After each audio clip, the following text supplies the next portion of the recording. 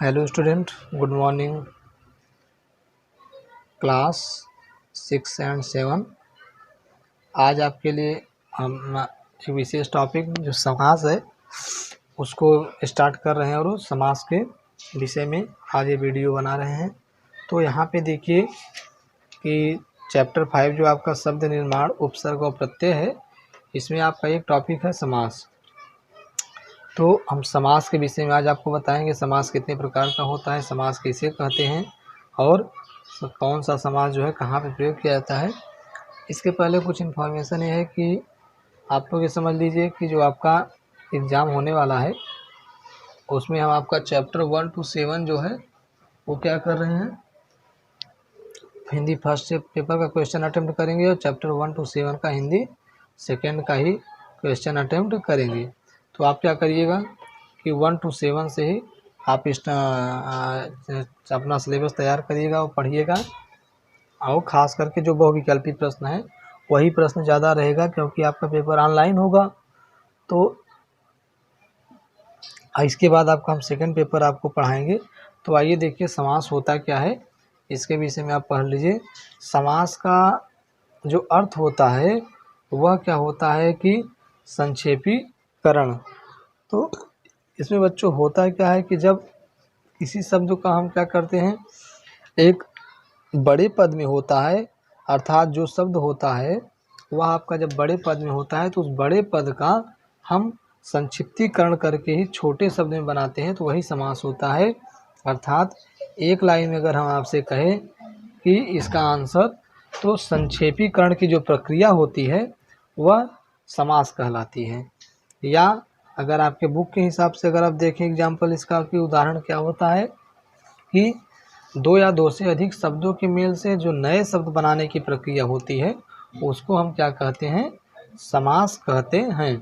तो इसमें होता क्या है कि जो नया शब्द आपका बनता है वह कैसे बनता है, जिस तरह से आपने वाक्यांश के लिए एक शब्द पढ़ा था वहाँ पे हम क्या करते हैं, एक लंबी लाइन का जो एक पूरा पद होता है उस पद का हम एक शीर्षक के रूप में नाम देते हैं।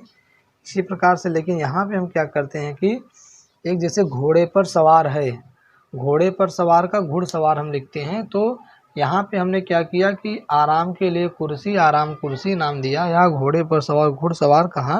तो यहाँ पे हमने कहा कि घोड़े पर सवार जो पूरा एक वाक्य था, इस पूरे हम पद को हमने घुड़सवार से संबोधित कर दिया। तो इसकी परिभाषा जो होती है, पहला तो अर्थ होता है समास का अर्थ होता है संक्षेपीकरण, मतलब कि शब्द को छोटा करना। और जो परिभाषा इसकी होती है कि दो या दो से अधिक शब्दों के मेल से नए शब्द बनाने की जो प्रक्रिया होती है वह समास कहलाती है। अब इसमें कुछ पॉइंट होता है जिसको देख लीजिए कि समस्त पद क्या होते हैं, समस्त पद क्या होते हैं और समास विग्रह क्या होता है, इसको देख लीजिए। उसके बाद फिर हम बताते हैं समास के भेद और कौन सा समास क्या होता है। तो देखिए, समस्त पद होता है कि समास प्रक्रिया द्वारा जो नया शब्द बनता है उसे हम क्या कहते हैं, समस्त पद कहते हैं। अर्थात जब आप किसी भी पद का समासिक विग्रह करेंगे तो समस्त पद बनता है। समस्त पद में दो पद होते हैं, एक को हम पूर्व पद कहते हैं, दूसरे को हम उत्तर पद कहते हैं। और समास का जो विग्रह होता है तो समस्त पद को खोलकर लिखना अथवा उसके पदों के संबंध में स्पष्ट करना समास विग्रह कहलाता है। तो विग्रह का तात्पर्य होता है जैसे देशवासी समस्त पद का समास विग्रह है और उसका जो है विग्रह होगा देश का वासी। जैसे भर पेट का होगा। तो यहाँ पे आपको देखिए पॉइंट जो समझने की बात है, समास का अर्थ आपने समझ लिया। अब देखिए हिंदी भाषा में जो यहाँ पे आपका दिया हुआ है समास के यहाँ पे 6 भेद दिया गया है आपका क्लास 6 और क्लास 7 के लिए। कहीं कहीं पे 5 रहेगा, कहीं पे 6 भेद रहेगा, लेकिन आप यह समझिए कि समास के जो है 6 भेद होते हैं मूल रूप से। तो पहला आपका होता है व्ययीभाव समास, दूसरा होता है तत्पुरुष समास, तीसरा आपका द्वंद्व समास होता है, चौथा कर्मधारय होता है, पांचवा बहुव्रीहि समास होता है, और एक आपका कौन सा होता है, व्ययीभाव तत्पुरुष द्विग द्वंद्व, और एक आपका द्वंद्व कितना दिया हुआ है, 1 2 3 4 5 6, हाँ। तो 6 समास यहाँ पे होते हैं। 6 का नाम दिया हुआ है व्ययीभाव तत्पुरुष द्विग द्वंद्व कर्मधारय और बहुव्रीहि समास होते हैं। अब यहाँ पे देखिए जो आपका व्ययीभाव समास है, अब व्ययीभाव समास का क्या होता है कि पूर्व पद प्रधान होता है। और दूसरी बात ये होती है कि अव्ययी भाव समास में क्या होता है कि जिस समास का क्या हो पूर्व पद प्रधान हो, या हम कहें कि जिस समास में पहला पद क्या हो अव्यय हो, या जिस समास में क्या हो पहला पद अव्यय हो, उसे हम क्या कहते हैं अव्ययी भाव समास कहते हैं। जैसे देखिए आजीवन, आजीवन में आपका आ उपसर्ग या आ जो है एक आपका अव्यय लगा हुआ है, उसके बाद जीवन लिखा हुआ था। आजीवन मतलब कि जीवन भर के लिए। इसी प्रकार यथा समय अर्थात समय के अनुसार, यथा आपके यहाँ पे क्या हुआ है, यथा आपका यहाँ पे उपसर्ग लगा हुआ है या अव्यय लगा हुआ है। और इसी प्रकार है आपका यथा विधि आजन्म अर्थात जन्म से लेकर। और कुछ एग्जाम्पल देख लीजिए, जैसे घर घर का लिखा हुआ प्रत्येक घर में, निसंदेह अर्थात संदेह के बिना प्रतिदिन, और हर दिन या प्रतिवर्ष, और रातों रात।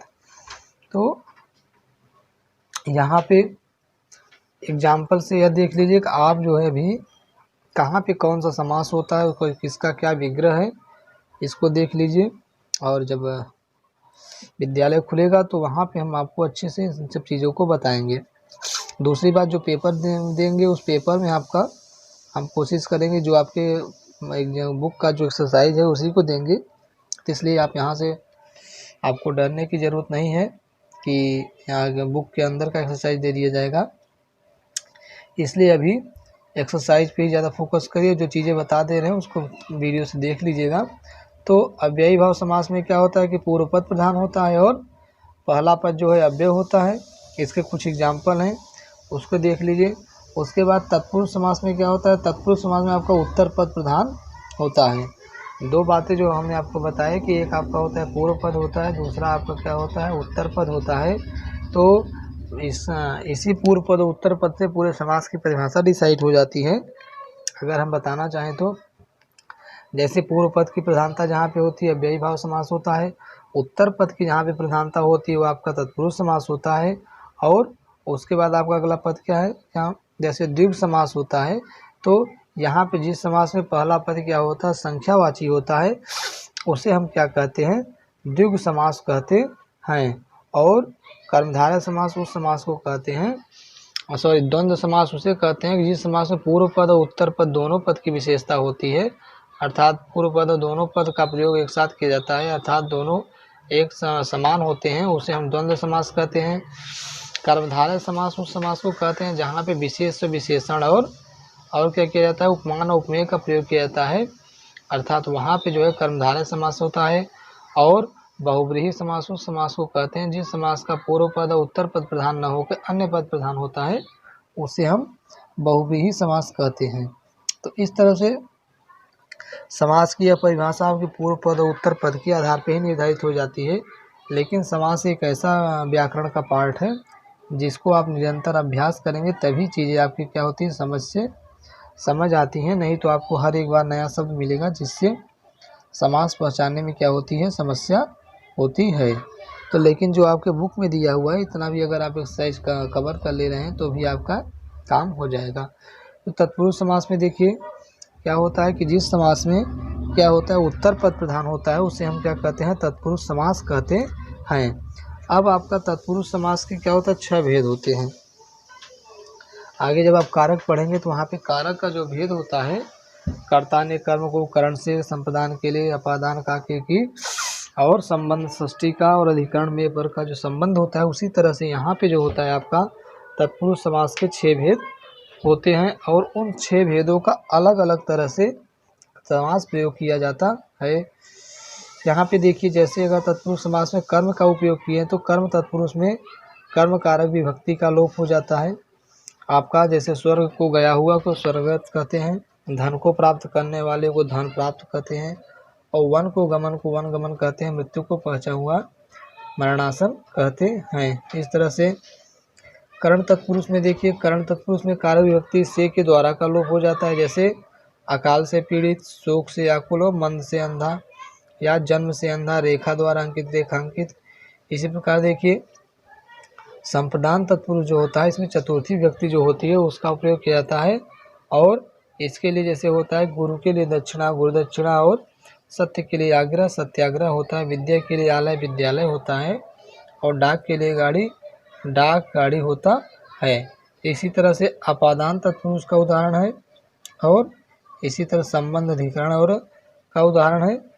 तो इसको आप देख लीजिएगा, और द्विगु और द्वंद्व समास को कुछ एग्जाम्पल हैं, इनको देख लीजिएगा। हम एक्सरसाइज का भी आपको PDF सेंड कर देंगे, और बाकी चीज़ें जो है आपका हम एक एक पार्ट का वीडियो बना के देते रहेंगे, क्योंकि एक साथ सब चीज़ें पढ़ाना थोड़ा सा मुश्किल है। और हम भी एक्सरसाइज आपको दे देंगे, लेकिन हम ये सब चीज़ें आपको एक डिटेल में अच्छे से पढ़ाएंगे। अभी आपका एग्ज़ाम है, इसलिए जो जल्दी थोड़ा सा करना पड़ रहा है। तो कल हम आपको इसका PDF दे देंगे, इसको आप तैयार कर लीजिएगा।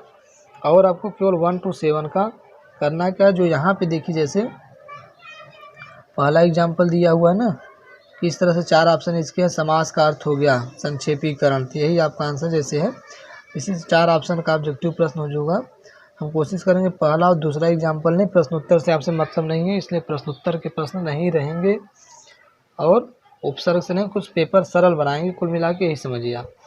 तो चलिए नेक्स्ट वीडियो में कल मिलेंगे कुछ नए विषय के साथ। तब तक के लिए गुड बाय, टेक केयर।